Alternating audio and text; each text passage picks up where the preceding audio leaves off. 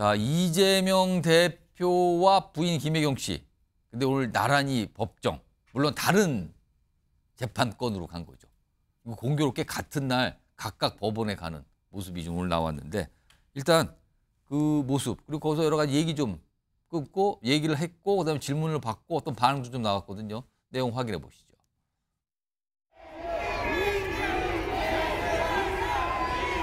피고인이 오전 재판에서 인간적 배신감 느꼈다고 했는데 할 말 없으신가요? 부인 김혜경 씨도 오늘 재판에 나오시는데 하실 말씀 있으실까요?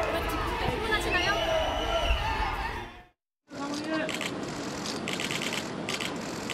저는 이 기소되기 직전까지만 해도 설마 기소할까 했습니다. 너무 황당한 기소입니다. 그래서 재판 과정에서도 공모했다는 사실이 전혀 기재되지 않았었고. 자, 정기령 교수님. 뭐 재판의 내용, 뭐 이걸 떠나서 이재명 대표도 법원에 오늘 재판을 받기 위해서 출석을 하고 김혜경 씨는 오늘 첫 재판이었어요. 그 법과 관련된 공직선거법 위반 혐의 요건데 정치권에서 부부가 나란히 재판에 출석하는 이런 게 조국 전 장관 부부 이후에 있었습니까 지금? 제 기억으로도 기억이 나지 않습니다. 그럼 그 이후에 아마도 그 이후에 처음이라고 최초일 가능성이 높아 보입니다. 이 자체가 지금 그러니까 내용, 재판의 내용, 그다음에 기소하는 과정을 다 떠나서 지금 저런 모습 자체가 사법 리스크 아닙니까? 이게? 전형적인 사법 리스크의 한 장면을 상징적으로 보여주고 있다. 자, 이재명 대표와 관련해서는 사법 리스크가 그동안 여러 차례 거론돼 왔습니다. 예.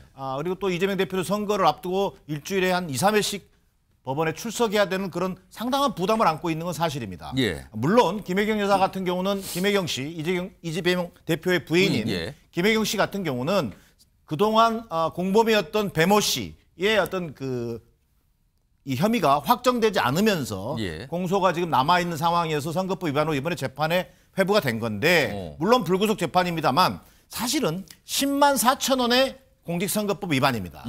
이것이 갖는 국민적 정서는 어떻게 받아들일지 오늘 변호인들도 얘기했습니다만 상상할 수 없는 기소하리라고는 상상하지 못했다. 그다음 또 정치검찰이 아무리 정치검찰이 하더라도 이렇게까지 나올 줄 몰랐다. 예. 이 얘기가 던져지는 것은 뭐냐면 당연히 야당 입장에서는 자, 죄 지은 사람은 당연히 처벌받아야 되고 재판받아야 된다. 예. 하지만 김건희 명품 백은요. 이런 얘기를 묻지 않을 수 없다. 결국은 4차례에 걸쳐서 4번의 선물을 받은 것으로 언론 보도가 나오고 있는데 예. 자, 김혜경 여사 처벌받으면 처벌받겠다. 하지만 대통령 부인 김건희 여사는 취해 법권지대에 있는 것인가라는 것을 묻지 않을 수 없는 그런 상황으로 전개되고 있는 것으로 보여집니다. 지금 오늘 참 이게 어떻게 보면 굉장히 이례적인 정치인 부부가 동시에 각각의 재판에 출석하는 모습이 이게 나타난 거거든요. 그래서 이 모습을 보고 정치권에서 여러 가지 얘기들을 좀 하고 있는데 이런 상황에서요. 다음 화면 좀 보겠습니다. 김혜경 씨와 좀 관련이 있어요. 지난 23일 신변 보호 요청을 했어요. 그리고 오늘 승인을 했습니다. 그래서 법원 직원 경호를 받으면서 후문을 통해서 법정에 들어갔다. 이런 얘기 출입을 하게 됐다는 건데 조혁신 변호사? 네네. 신변 보호 요청은 왜 한 거고 법원에서 이걸 받아들인 이유는 뭡니까? 일단은 이제 신변 보호 요청은 일반적으로 증인과 관련해 가지고 많이 되고요. 네. 피고인 자체가 신변 보호 요청하는 경우는 굉장히 드물어요. 최근에 있었던 가장 대표적인 신변 보호 요청이 양승태 전 대법원장 관련해 가지고 그런데 이제 신변 보호 요청이라고 하는 거는 말 그대로 피고인이나 증인이 어떤 위험한 상황에 처해질 수 있을 때 그때 이제 이루어지고 허가가 되는 건데 예. 이번 케이스 같은 경우에는 지난번 양승태 대법원장도 비슷했다라고 볼 수 있는데 쉽게 말하면은 그 피고인이 언론에 노출되는 것이 그렇게 좀 달갑지 않을 때 그런 경우에 그다음 혹시 또 불상사가 이루어질 수도 있지 않을까 그런 생각들이 들 수 있을 때 그럴 때 이제 요청하고 받아들여지는 것 같은데 일정 정도 법원에서는 그런 생각을 했던 것 같고요. 대신에 이제 재판 끝나고 나올 때에는 지금 보니까 김칠준 변호사님하고 같이 나온 것 같은데 이제 옆에 이제 변호사가 대동하고 있었으니까 그런 부분에 있어서는 더 이상 법원에서 어떤 조치까지 할 필요는 없었던 것이 아닌가 저는 그런 생각이 듭니다. 그리고 오늘 재판에서 김혜경 씨 측에서 재판 연기 요청을 했다고요? 이건 네네. 무슨 말입니까? 그러니까 대표적으로 4월 10일에 총선이 있는데 총선을 앞두고 김혜경 씨가 이렇게 법정에 들락날락하는 것이 별로 좋지는 않은 거 아니겠습니까? 민주당이나 특히 이재명 대표 이제 출마도 하는데 별로 좋지 않은 영향을 미칠 것이기 때문에 예. 당연히 이제 다음 재판을 4월 10일 이후로 할 것이다, 요청할 것이다. 이거는 누가 봐도 충분히 예상할 수 있었던 것인데요. 여기에 대해서 법원이 어떻게 그 기일을 어떻게 잡았는지는 제가 확인은 못했는데 반면에 오늘 이재명 대표가 2시 반에 예. 중앙지법에서 위증교사 재판이 있었는데 예. 지금 제가 확인을 해보니까 위증교사 재판의 다음 재판 기일은 3월 18일이에요. 예. 그러니까 이제 위증교사는 다음 재판을 갖다가 해야 된다는 이야기이고 그러니까 이제 오늘 그렇고 내일도 이재명 대표 27일 재판이 있고요. 3월에도 3월 8일, 그다음 12일, 18일, 19일, 20일 굉장히 자주 있네요. 이런 식으로 쫙 있습니다. 이게 갈수록 이제 총선을 앞두고 여러 가지 이제 바쁘기도 하겠지만 이미지가 대표가 보면은 18, 19, 22 이렇게 쭉 나가야 되거든요. 이런 예. 것들을 보여줬을 때 이게 민주당한테는 별로 좋지 않은 영향을 미칠 것이다라고 하는 거는 누구나 예상할 수 있는 것이 아닌가 싶습니다. 김영주 전 의원님. 네. 재판을 저렇게 자주 출석을 해야 된다면 지금 선거잖아요. 네. 그러면은 이재명 대표는 본인의 지역구 인천 계양을 해서도 선거운동을 할 필요가 있고 그 당대표이기 때문에 민주당의 총선 전체를 또 이끌어대는 상황인데 이게 어떻게 되는 겁니까 그러면? 그렇습니다. 이제 원희룡 후보, 예. 또 유동규 후보는 곳곳을 돌아다니면서 지금 계양을 해서 그런 상황이란 하고 말이에요. 있는데 오늘만 하더라도 아마 여당 측 또 유동규 후보 입장에서는 그를 공격하지 않겠습니까? 어떻게 계양의 국회의원은 부부가 다 같이 재판하느라고 매일 자리를 뜨고 어떻게 지역구 관리가 되겠느냐, 이런 후보를 어떻게 계양의 머슴이라고 할 수 있겠냐, 이런 공격을 할 때 속수무책일 수밖에 없습니다. 그러니까 실제로 자기 지역을 수성하기도 힘들어지고 제 개인적으로 보더라도 17대 제가 국회의원 할 때 당시에 추미애 의원이 삼보일배 하느라고 광주에 갔다 올라왔어요. 그 사이에 판이 바뀌어졌습니다. 실제로 물론 여러 가지 다양한 요인에 의해서 바뀌어졌습니다만은 민심이 바뀌어지죠, 당연히. 그런 면에서 근데 이재명 대표와 대체 가능한 후보가 없으면 몰라도 예.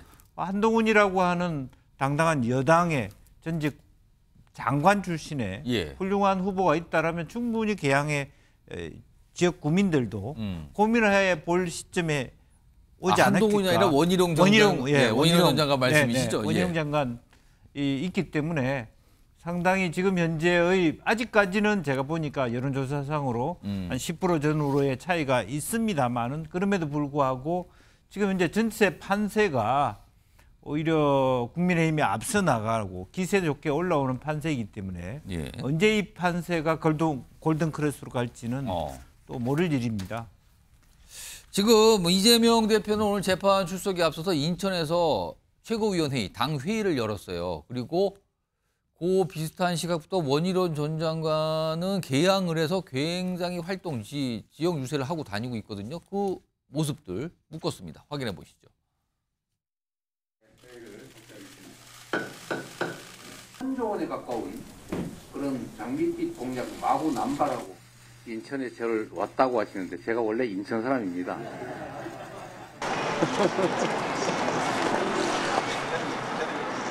수고하십니다. 안녕하세요.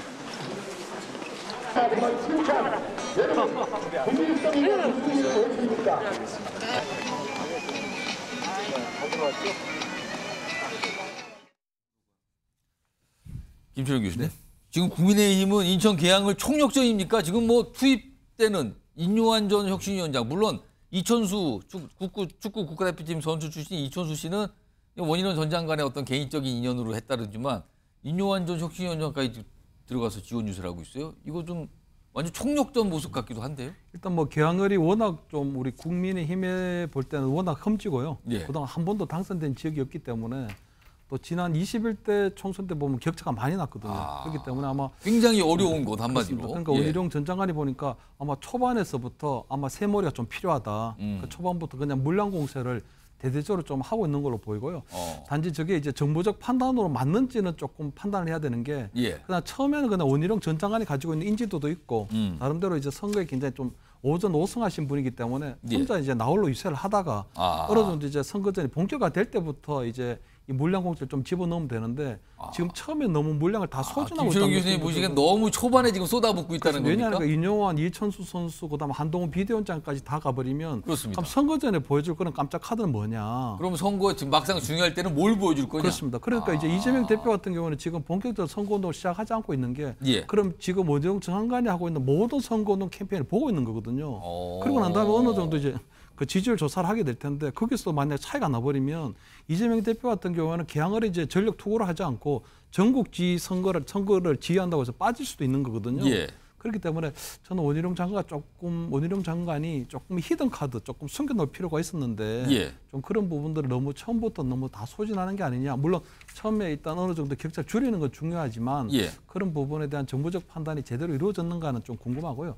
단지 지금 이제 얼마 전에 유동규 전 본부장이 저는 좀 안보가 좀 궁금하거든요. 그러니까 유동규 전 본부장이 좀 출마 선언을 했으면 지금 이제 개항에서부터 좀 움직이고 해야 되는데 예. 어디 갔는지 잘 안 뭐 보입니까, 하는지, 지금? 굉장히 궁금합니다. 그래서 유동규 전 본부장이 이제 내일부터라도 개항을 해서 좀 본격적인 선거운동이라도 좀 띄워주면은 예. 좀 원희룡 전 장관에게도 조금 화이팅이 되지 않을까 이렇게 좀 생각이 지금 듭니다. 유동규 씨 얘기를 했는데 뭐 유동규 후보라고 이제 해야 되겠네요. 나중에 유동규 후보와 원희룡 후보가 손을 잡거나 후보 단일화를 하거나 한쪽이 사퇴를 하거나 이럴 가능성은 어떻게 보십니까? 일단 뭐 사퇴할 거라고 어느 정도 예상을 하고 있는데 문제는 그 유동규 전 본부장이 결국은 정광훈 목사당에 속해 있거든요. 그렇기 때문에 나중에 원희룡 전 장관하고 합쳐지는 게 과연 플러스가 될지 마이너스가 될지 그는 그때 가서 아마 어느 정도의 판단을 좀 해야 되지 않을까 이렇게 보입니다. 자, 이게 지금 이제 개항을 하면은 이게 이제 꼭 민주당만의 관련이 아니라 사실 국민의힘에도 전력 투구를 한다고 볼 수 있는 상황이거든요. 그래서 여러 가지 모습이 오늘 좀 있었습니다.